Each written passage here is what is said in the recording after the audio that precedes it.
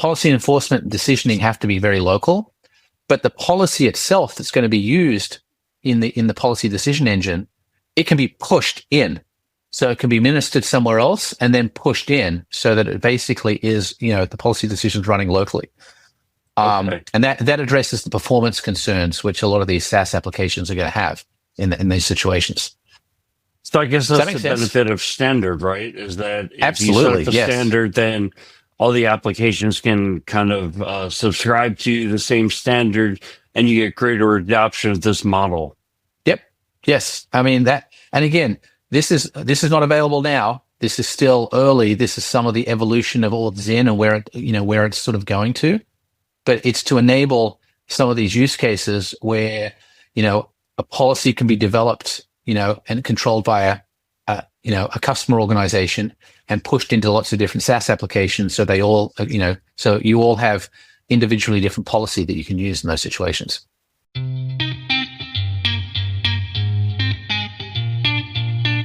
This is Identity at the Center.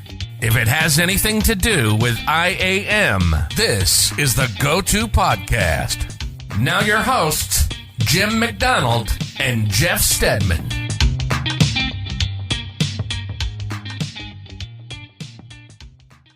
Welcome to the Identity at the Center podcast. I'm Jim McDonald. I am not joined today by Jeff Stedman. Unfortunately, he was not able to make it today due to business travel. But I've got a great show lined up for you today. We're going to talk about adaptive authentication and fraud prevention. So if that's right up your alley, you tuned into the right episode. Before we get started, it's our tradition to go through our discount codes. I've got only 2 today, but they're big ones. If you're going to the European Identity and Cloud Conference, better known as EIC 2025, it's in Berlin, and the dates are May 6th through May 9th. We've got a code. It's IDAC 25 MKO. That gets you 25% off the conference rate. The second conference discount code we have is for Identiverse 2025.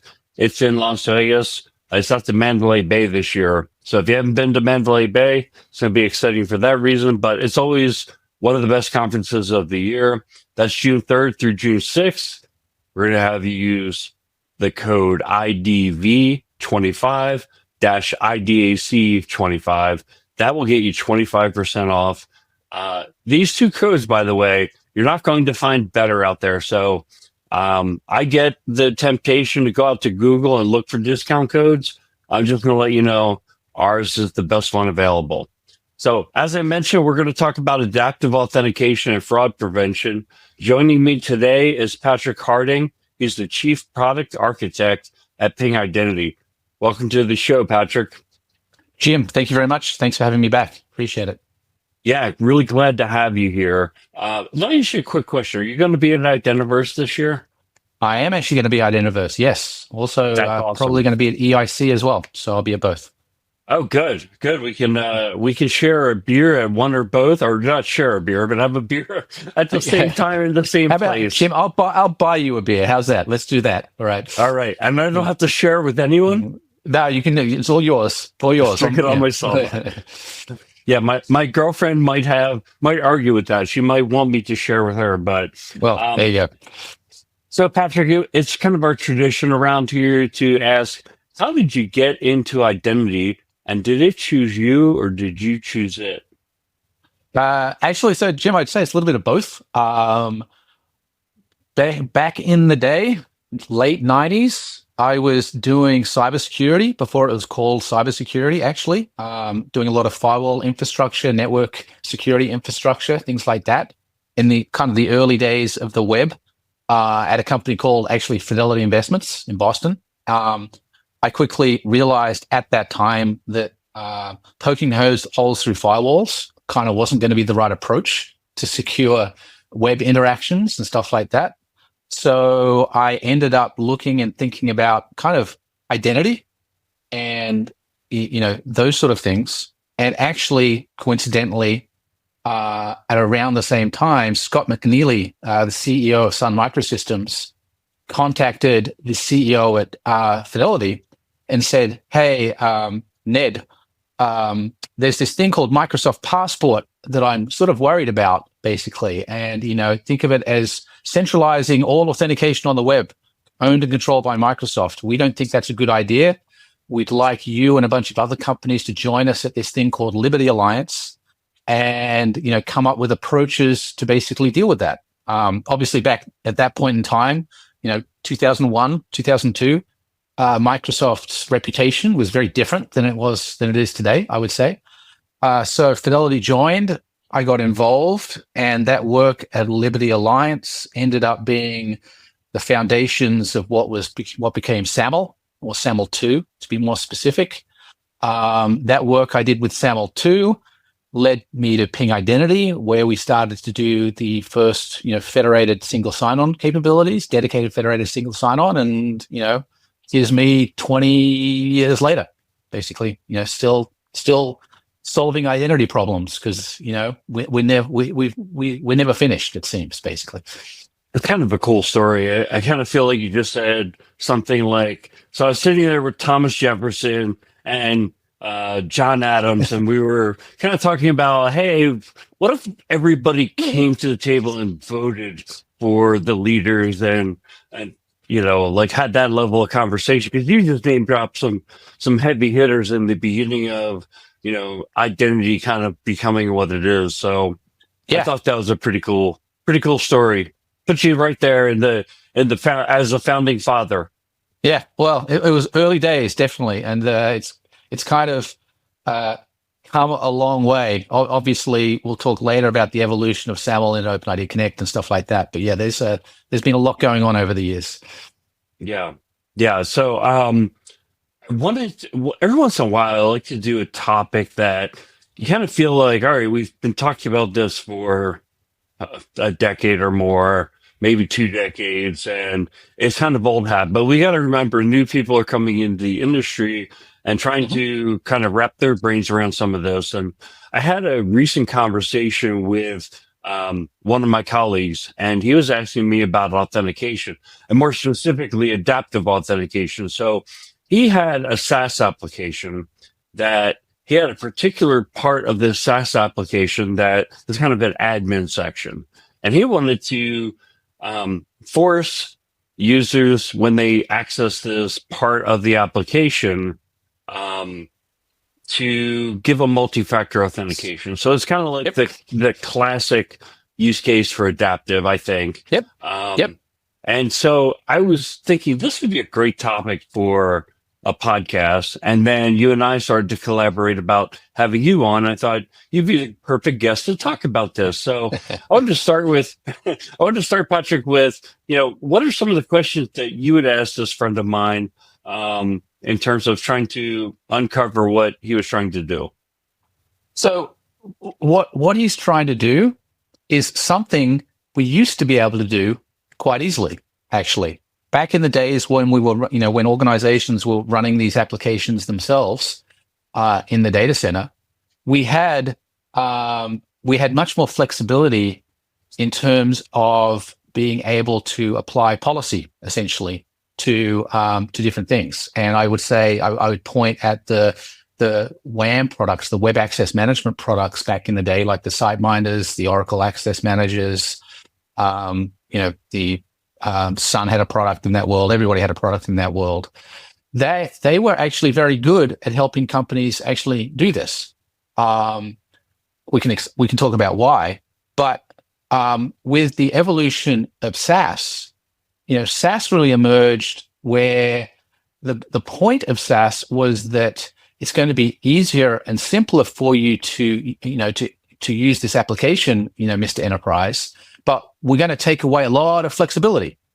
All right. We're not going to give you all the bells and whistles you might have had if you were able to run this same application on premise. And sort of, you're going to get what you get and don't get upset, as I used to say to my kids, basically. So, that's really, the fundamental sort of issue here is that SaaS applications have not done a lot over the years to cater to, different enterprise requirements that might emerge on a case-by-case basis because they don't give you a lot of flexibility. I kind of had the same thought pattern that you just went over there, where, when you had we call legacy authentication or web authentication, web authn systems, you'd have essentially some sort of filter in front of your web server that would examine every request that you're making, and you could set a policy that it would look at that HTTP and say, you're trying to access /admin. We're going to kick it back and determine whether or not you're authenticated at the right level. And if not, we're going to step you up. Absolutely. That's where I started as well. And then I started to think, well, there's the legacy piece, but there's also a lot of applications that are now single page applications, and you can't always just do URL filtering. So it's that too. So I think, in terms of that, really, so where we are today, I think so we don't see a lot of adaptive authentication being enabled on SaaS applications. We still tend to see it though on, I'll say, and so when SaaS applications are more focused on, for enterprise and for workforce, things like that. But we see it in customer-facing applications where organizations are building and developing and deploying those applications themselves. Because, to me, adaptive authentication is actually a authorization or policy enforcement problem. You basically need to apply policy at certain points in the application where you want to make a decision on, okay, do I want to essentially re-authenticate, step up the authentication, whatever it might be at this point on this transaction, essentially. And as you said, when we had WAM products, web access management products, we could use a web agent or a proxy as a place to do that enforcement. We could check a certain URL, things like that. You can also do that with APIs as well. API gateways can do the same sort of thing, which is how you might address it with single page apps that might be talking against APIs as opposed to sort of legacy sort of, web interactions and stuff like that. So we can do adaptive auth on applications, SIAM applications that are built and deployed by, different, by our customers, but much more difficult now to do it with SaaS applications because we don't have the ability to do that enforcement so easily, essentially. You're kind of at the mercy of the provider of that application, right? The service provider. Absolutely. So the one thing they've done is they've enabled, single sign-on. All right. So they've basically given you flexibility to control how authentication is done. And we do that with things like SAML, SAML mostly with SaaS applications. And that allows you to sort of do adaptive authentication at login time because you control, you control the login essentially as an organization. So you can basically make a decision at that point based on different factors about what level of authentication you might want at login. But once the user is post authentication interacting with the SaaS application directly, very few SaaS apps give you the controls, the policy controls to allow you to make policy decisions at different points in the applications for different reasons. Anywhere other than the front door, right? Pretty well, yeah. So there's been a sort of attempts and efforts at that. So if you look at what was called the CASB market, like the cloud access security brokers, I think they were called, they've acted as proxies in front of SaaS applications. So there's an element of attempting to apply policy there, but that tends to be more sort of risk-based, where if they think this is a risky device now, they might automatically push you out to get you re-authenticated. It doesn't allow you to very easily do policy that says, all right, on this transaction type with this entitlement in this situation, this is high risk, and I want you to re-authenticate. Think of the analogy to a banking application, all right, where like we have a banking application, and they want to set policy that says, okay, if it's high risk, if I think the user's high risk, then re-authenticate them, adapt the authentication.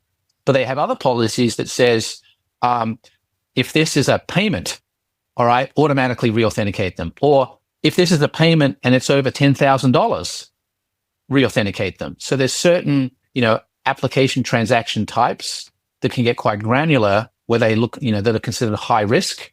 And not every organization is the same. Not every bank's the same. Not every customer of Salesforce is the same in their risk profile. And that's where we've lost that level of customization on the risk policies that people might want to put in place, I would say.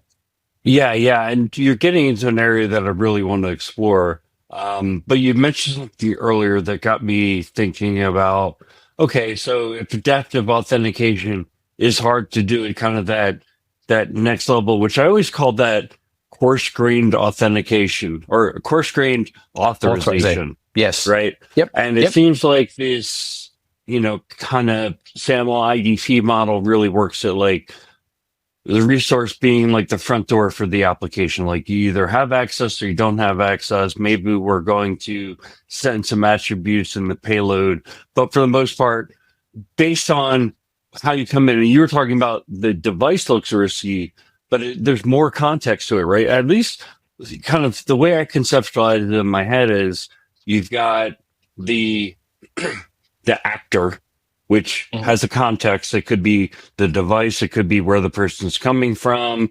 It could be, several different attributes about that actor, and they're trying to access a resource. And at some level, and I don't know if it's just marketing buzz or if this is the way it really works, is that the actor has a risk score. Maybe that score is like, very low or very high, however it works. And the resource has a risk score. And as long as the resource matches or is better than if the actor is less risky than what's required to access the resource, they get right in. But if not, they get challenged. Yep. Is that kind of the way it's working in like the modern modern description for adaptive authentication? Yeah, somewhat. I just think that with SaaS apps, there's from what we see, there's just limited controls right now. I think, and I don't think we can really apply the agent model or the proxy model very well. And it's also very difficult. We've externalized authentication from these SaaS applications, but externalizing authorization is actually much, much more difficult. All right. Yeah. And the SaaS applications themselves really don't want to do that as much as possible. But one of the things the SaaS applications have done is they've exposed APIs to allow you to programmatically control entitlements. All right. Things that you're allowed to do. And that's something we never had on traditional on-prem applications. So, we never had that level of programmatic control where I can call an API to adjust the entitlements. It used to be you had to go into the database and change them manually or go through some, weird web console to do it and stuff like that. So what we can actually think about doing now as an alternative to this actually is to think about it as, your standing privileges of what you can do in this SaaS application are fairly limited, and that you might be granted privileges to do certain things, for periods of time. So as I mentioned, quite often when you want to do adaptive auth, it might be on higher risk transactions. Like I want to download the financial data for the company, or, I want to approve a money transfer of X, things like that. So you could actually think about this now to say, all right, maybe by default, I'm not allowed to do this. And I have to request permission basically with basically just-in-time access, where I request permission for this entitlement, it gets approved, and then I'm able to do this for some period of time, maybe 15 minutes, 20 minutes, and then it's taken away from me, basically. So it's another way to think about how to control and limit risk, essentially, which is what this is all about, is limiting risk on what people can do in these applications, essentially. So it's just a slightly different approach, but it works within the constructs of what SaaS applications allow you to do right now, essentially, if they have this API-based access to control entitlements. I want to get into the other scenario that you're talking about. You were giving that banking example, and further, I kind of like go back to my original example, talking with this colleague. He actually wanted to do more than just protect this admin application. You wanted to say, well, can I take it to the next level? And I'm going to make up an example that there's these workers from France, and if somebody goes in and wants to access their account, that within the admin application, actually, if they want to access their account or change their account, that's when we would kick in an adapter. So in other words, we would trigger that risk score based on an action, and that action might be based on the data. So it's kind of like, if you're transferring $10,001, it gets flagged. If you're transferring 10,000, it doesn't. But it's based on the data and some kind of policy or rule set. Yep. That seems to me like that's advanced fraud analytics.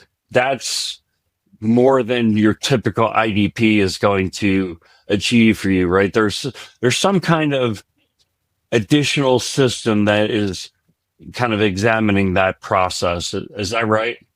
Yeah. I mean, unless the application itself, like a Salesforce, I'm talking about workforce applications now, like a Salesforce or a ServiceNow or a Workday, unless they build that in directly into their applications, they're going to have to take those requests from customers and sort of add that capability, basically. And not a lot of them are doing that. Where just because what is considered risky for different customers is different. Basically, the fact is that in this case it was France. France is a big deal. They want to have different policies because it's a French user and a non-French user. That might not apply for other customers. What I think can be done and what's evolving is standards that allow us to externalize policy from these SaaS applications. The SaaS applications might make the policy decisions and the enforcement themselves, but the policy itself, as opposed to actually, creating it inside the admin console of Salesforce based on what they can do, there are opportunities to externalize that and use standards like emerging standards like AuthZEN, AuthZEN, I should say, AuthZEN, yes, as a mechanism to build those policies externally and then push them into the applications, essentially. So that starts to give you the flexibility of, all right, different policies can be written by different customers, but they can be enforced by the applications and enforced locally, basically, in that situation. And that gives you more flexibility. So the application winds up reaching out to this external process. I was wondering if it was actually like some kind of proxy that data would have. I would say it's working the other way. One of the things when you talk about centralizing authorization is that if you think of, there's policy enforcement and policy decisioning, and basically those things generally need to work very fast. All right, you can't be calling out over the internet for every policy decision to be made. You can't be phoning home. Like Salesforce can't call back to their customer for every policy decision to be made, essentially. It's just too slow. So policy enforcement and decisioning have to be very local, but the policy itself that's going to be used in the policy decision engine, it can be pushed in. So it can be ministered somewhere else and then pushed in so that it basically is, the policy decisions running locally. And that addresses the performance concerns, which a lot of these SaaS applications are going to have in these situations. So I guess that's the benefit of standard, right? Is that if absolutely, you set up a standard, then all the applications can kind of subscribe to the same standard, and you get greater adoption of this model. Yep.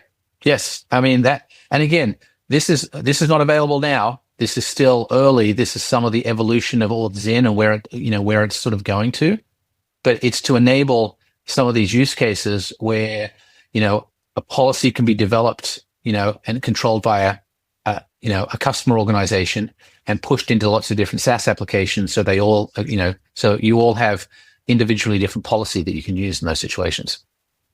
I'm kind of getting the sense from this conversation that it's really like the benefit of a SaaS application is that it's easy to get integrated with initially. You can provide the services and a pretty good level of security, at least from an authentication standpoint, by integrating into your IDP. The downside is that if you want to get real fine grained, there's only so much that you can do. So that's kind of where I summarize where we are so far. But something that's in the back of my head is also you've got SAML 2 as a methodology to integrate. You've got OpenID Connect. And I'm wondering if there is, if the ability to handle authorization is part of the reason why you would choose one over the other. Is there a major advantage to integrating with OpenID Connect versus SAML when it comes to this whole topic that we're talking about and being able to either drive adaptive authentication or, have more control over authorization? It's interesting. I think it's interesting how SAML has become sort of the de facto default SSO standard for enterprise SaaS applications. And that was originally driven by Google and Salesforce adopting it back in, almost 20 years ago. And generally speaking, most SaaS vendors now kind of adopt that by default because they know that most of their customers are going to have a SAML IDP capability. But there hasn't really been much innovation happening in SAML for the last 10, 15 plus years. It kind of works. It does its thing. Where we are starting to see innovation still is in the OAuth and OpenID Connect world. And even though I'd say today OpenID Connect doesn't offer any major advantages, probably the one major one is it's kind of easier to set up and configure. And you can avoid some of the complexity around certificate management and stuff like that because it can be more dynamic in its nature. Some of the innovation emerging there, any innovation we do is going to emerge in those areas. So that's why I believe AuthZEN is actually part of is happening within the constructs of the OpenID Foundation. All right. So it's going to be closer to OpenID Connect than ever it's going to be to SAML. So definitely, as we evolve to some of these newer protocols to address problems, existing problems, they're all happening in that OpenID Connect oriented world. I don't think there's ever going to be a prereq that you need OpenID Connect, but it's all happening there, and I think we'll evolve there over time. Most generally speaking, any customer today that has a IDP that supports SAML, that IDP is also going to support OpenID Connect as well. So it's not like it's more the SaaS vendors themselves choosing to build something beyond SAML, given that that's been the default for so long. So it's the advantages that there are today, but it's also where everything is heading. I shouldn't say where everything is heading, but if you're expecting innovations, especially like things to do with AuthZEN and kind of, let me just state it easily, where things are heading. If you have the choice between SAML and OIDC, choose OIDC.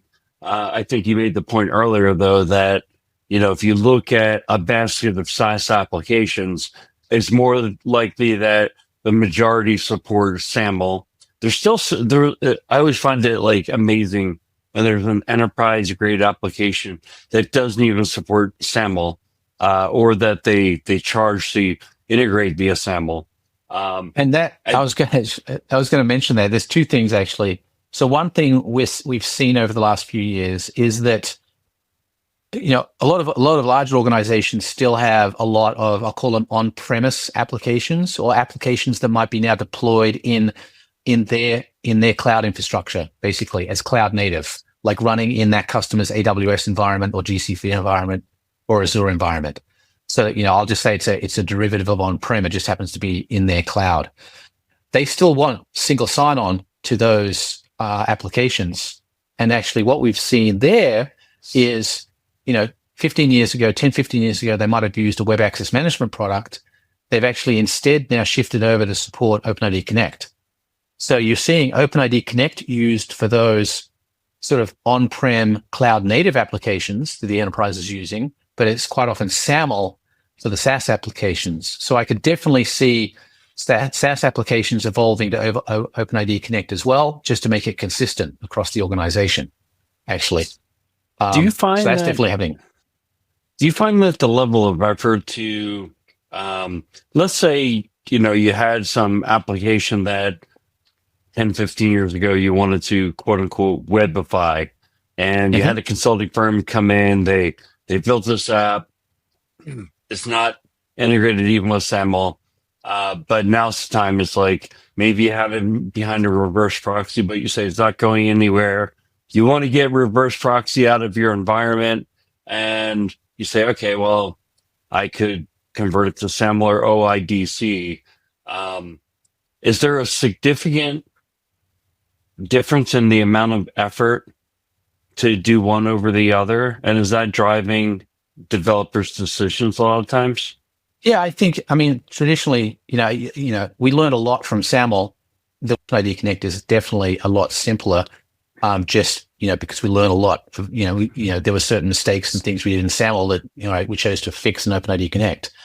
And actually now with OpenID Connect, there are servers and even web agent plugins and proxy plugins like Nginx plugins to OpenID Connect enable your applications. Like a guy that used to work for me, Hans, built the Apache, the Apache and the Nginx mod OpenID Connect as a plugin to Apache that you can basically use to OpenID Connect your applications. So it's a lot, it's a lot lower barrier to entry to have your applications support those protocols right now. So there's really no reason they shouldn't, essentially. Yeah, absolutely. I want to go back to your point though, about SaaS applications now charging for SAML. And what completely freaks me out here is that I've heard more and more SaaS vendors are charging for their enterprise grade features. I'll say that. You've got to pay extra for them. And those enterprise grade features include SAML single sign-on. But now there's, companies emerging that are saying, hey, we'll give you single sign-on to your SaaS applications, but do it in a way that you don't have to pay the SaaS vendor to support it. And the way they're solving this is actually through password vaulting. All right. Which is basically goes back to what we were doing 20 years ago in terms of password vaulting people to get access to these applications. We've now gone back to it because people don't want to have to pay for single sign-on anymore through things like SAML and stuff like that. So it's kind of, I don't know, kind of annoying anyway. There's a website called SSO.tax. It's kind of the single sign-on wall of shame. Okay, I had actually even heard of that. That's interesting. I've got to go check that out. But yeah, this is like it, you try and do the right thing and, capitalism gets in the way. I'll say that. So Patrick, in the future, I keep hearing about these AI agents and they're going to play a pretty heavy role in terms of how we get our work done. And I think adaptive authentication winds up playing a role in that because we wind up delegating work to them, right? So they're authenticating on our part. They're essentially, pretending they're us or getting work done for us. And obviously there's the potential that they will be seen as robots, bad code, malicious code, whatever you want to call it. Let's keep it basic and first start with this concept of AI agents. What are AI agents? And then feel free to kind of go off on what I just said, whether I was right or wrong. How does this topic of adaptive authentication, fraud prevention play into, this AI agent future? Sure. So we've been thinking a lot about AI agents over the last probably 12 months and the impact they're going to have. And the impact's going to be huge. And I don't think people quite understand yet how big an impact they're going to have, honestly. We kind of didn't touch on it earlier, but, one of the key points around adaptive auth is the fact that, it might not be policy-based, it might be risk-based. If you get a risk score back from your fraud system, you might choose to adjust how you authenticate. That's a very traditional sort of model.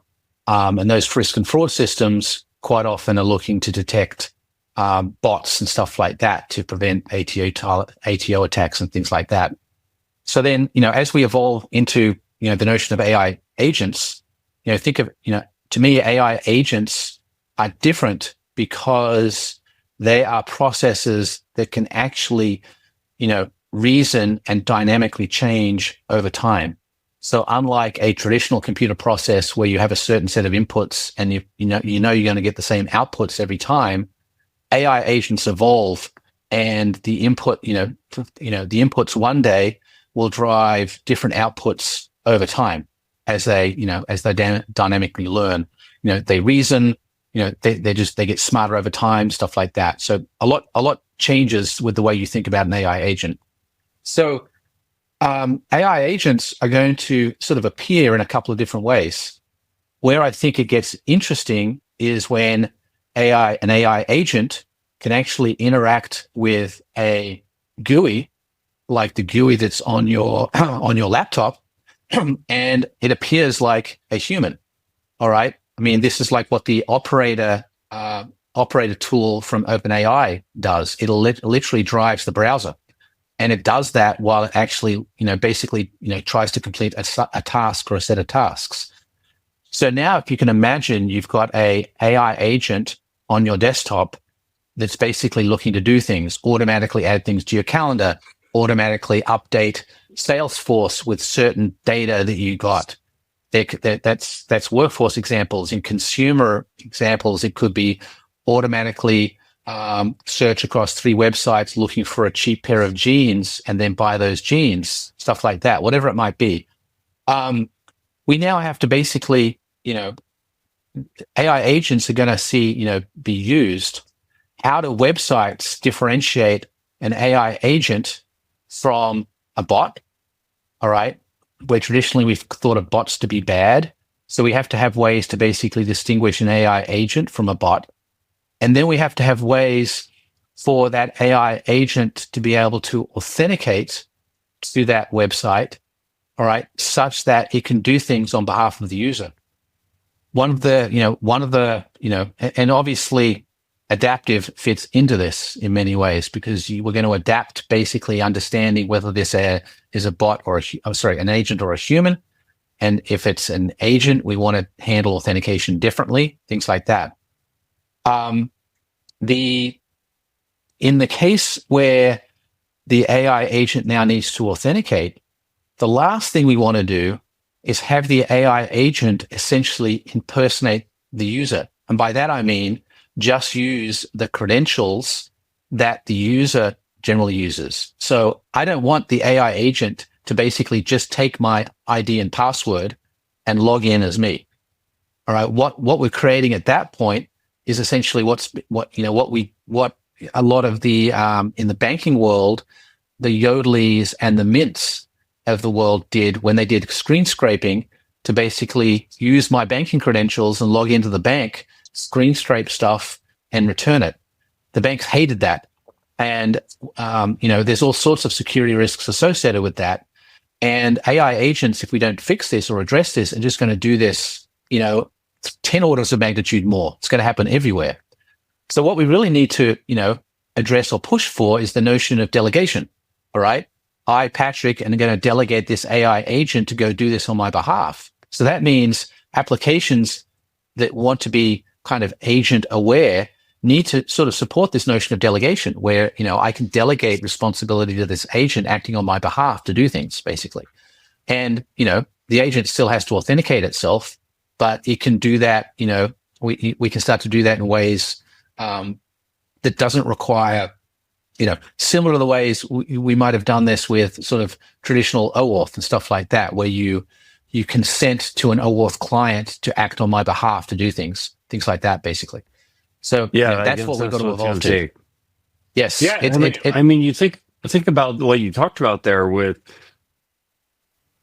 system. So the security problem is systems are meant to detect bots, while the AI agents are bots. So they're doing their job by saying, you can't proceed, but they're good bots. So now the question is, how do you tell the good bots from the bad bots? So we're actually looking at ways where a website can advertise and let a AI agent know that, hey, if you're an AI agent, go do this. All right. And it basically, it kind of lets it tells the AI agent what to do, essentially.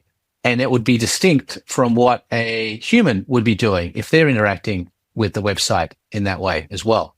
So it's challenging. And actually it's going to force a lot of organizations to have to update the way and how they think about interacting with these things, basically, to support this. If they want to take advantage of it. I heard one of these quote unquote outlandish statements. What will be the first one-person company worth $1 billion? And the idea is you could have agents or bots running your entire company. You can imagine actually the example that you brought up, which is you go out, look for the cheapest pair of jeans. Now say you're doing that on a wholesale level. You're buying them, maybe you're warehousing virtually and you're shipping virtually. So you're taking orders online and you're just moving these items and taking payments, and your whole company is basically bots. Yes. Well, the other example here is, I gave an example of where a user is kind of, bringing their own agent and it's going to do work on my behalf. But there are also examples of agents that are being created that are kind of more autonomous, and they're acting as kind of digital workers where they're autonomous off basically independently doing things, for an organization. And there might be tens of thousands, hundreds of thousands of these digital workers that are going off performing tasks. Those agents likely are going to need identities of their own, because to me, they're no different to a human user, especially if they're interacting with systems that humans interact with. And now the digital worker, that agent as a digital worker, is doing it instead. Those applications are going to have to actually know, all right, this digital worker has an identity. It's going to authenticate to me. All right. It's going to be given a set of entitlements to do things. It's going to, the entitlements and its identity is going to have to be, there's lifecycle management around that. It's going to have to be, granted and taken away. Access is going to have to be approved. It's going to act very similar to the way we think about kind of IGA today for human users and what they can do, but we're going to apply it at massive scale for these digital workers that are essentially just AI agents in these situations. So there's a whole other class of stuff that's happening there, sort of inside the organization as well, in terms of what's happening too. So again, it's all coming, and I know a lot of people are thinking about this and talking about this, but I think it's going to come a lot faster than we might imagine, actually. So, do people wind up being replaced by the AI agents in the end? Do we serve any purpose if the AI agents can do it all themselves? I know it almost seems like a silly question, but people brought it up a long time ago. And every once in a while, you hear somebody say, I'm not going to have a job in 2 or 3 years because this does all you look at say the co-pilot assistant or the transcriber in a Teams meeting now. You don't need anybody to keep notes. In fact, usually the notes that you're going to get from the Teams meeting are way better than a person could keep anyway. So I mean, I've been thinking about this a lot, and I think this boils down to efficiency. All right. We are going to make people are going to become much more efficient in what they do if they have access to these AI agents to essentially do, the repetitive stuff effectively that we've done before. And I'm not saying that AI agents won't require, at least for some period of time, sort of a human in the loop before we're ready to actually just give them full autonomy. I imagine that humans are going to be in the loop, approving things that an AI agent sort of says, does, acts on, creates, whatever, that'll exist for a while. So, that doesn't go away. But I think people will just become more efficient. And I don't think it's any different to when, the personal computer emerged and everybody thought the personal computer was going to replace all sorts of, roles and jobs and stuff like that. The stenographer, the typing pool, whatever it might have been. Yes, they get replaced, but I still think there's, it's not like there's all these people out of work. People's skills evolve. People learn how to use these things.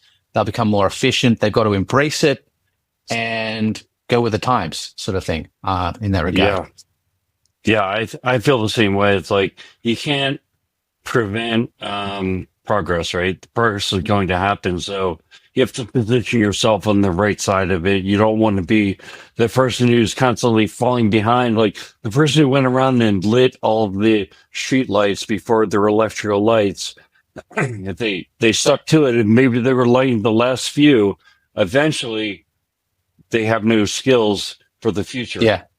I'd say, look, this is something that Andre has shared with me multiple times over the years. Andre, the CEO of Ping, that capitalism, and organizations are hyper focused on that. They will find and drive efficiency, constantly, or good organizations will, and capitalism drives efficiency. Basically, everybody's looking to do things faster, cheaper, better, all the time. All right. And it's constantly moving in that direction. And this is just the most recent example of it, I think, that we're going to see. So, yeah. Let me ask you a question, Patrick. If you had a son or daughter who was in college, what would you tell them to learn right now? And don't tell me art history, because that's cheating. So, yeah, what's interesting? I've asked this a couple of people at Ping as well. And the one thing that none of my kids have gone into, which I went into, was computer science. So my kids didn't go into computer science. One of them is doing pre-med. My oldest son that graduated, did actually business and data analytics. And my younger son's doing kind of business and doesn't really know yet. So I'm actually, to me, honestly, learning the business side of things gives you the opportunity to understand how to run a business, how to build a business, be a little bit more entrepreneurial. All right. Because you understand how businesses function. And I still think that's going to be necessary. People who understand how to operate and run a business is always going to be needed, irrespective of what that business is. And I think that's just a great set of skills to have. I'm way more concerned if I was, about going into computer science now, because I was a software developer and I wasn't a very good software developer, perfectly willing to admit it. All right. And I don't think I would survive through what it means to be a developer now, given how much more efficient developers can be made using things like, what's it called? Copilot and stuff like that. If you're a lazy developer, you might be able to get by, right? You figure out all the ways to get all your work done by doing nothing. That's true, but I just think the number of, again, efficiency is going to drive that, developers are going to become more efficient, and therefore we're not going to need as many developers to develop the code. And the other thing is, look, what's a developer really doing? A developer is translating business analyst type requirements into a language that a machine understands. If I can now just use natural language to tell the machine what I want to happen, do I really need that person in the middle that's turning, those requirements into code? I can just give the the AI the requirements. So now it becomes sort of more a case of, all right, maybe people should be learning about prompt engineering and understanding how to actually define these requirements in a way that the AI can use it to actually build the applications itself, essentially. So it just becomes a different language you have to learn, essentially, to be able to, develop the applications that people want to use. Yeah. I've been encouraging my son to do the prompt engineering and really get good at that. He's a sophomore in a cybersecurity degree program. And I wouldn't say he's a lot of a tinkerer. He was a tinkerer. Early in his years, he was setting up his own PC for doing video games and trying to figure out how to, get the fancy sword in his game without actually doing the work. So, but I would love to see him tinker with getting the open source code and seeing what he could do, seeing what kind of data sources he could plug it into and figure out how it works, because I think that's the skill that businesses are going to be very hungry for. Yeah, absolutely. And I don't think that, I talked to him about, like, are they teaching you this in school? And he said, no. And I believe him, because I remember going out when he was, looking for colleges and asking questions about things such as cloud computing. And it's like these professors, they were behind where we are even in the business world. And I was like, man, oh man, I can't believe you guys aren't like on the cutting edge of this stuff. Maybe it's just the schools we were looking at. I don't know. Yep. That's a problem. I agree. But yes, I think, learning and understanding how to translate, and this gets back to the business side of things. It's like being able to translate the business requirements instead of actually into code as we know it, but into, to basically tell an AI what you need, I think is where this evolves to over time, essentially. Yeah. There'll still be need for hardcore developers, obviously, but I just think a lot of organizations aren't going to need as many of them. It'll look very different in 10 years' time, as an example. Oh, yeah, for sure. But Patrick, you've been super generous with your time. We had a great conversation today. I know you're out there on LinkedIn, so I sent you an invite to get connected. I don't know how you weren't connected, given you're on the show before, but I'm sure other people after the show will be sending you invites.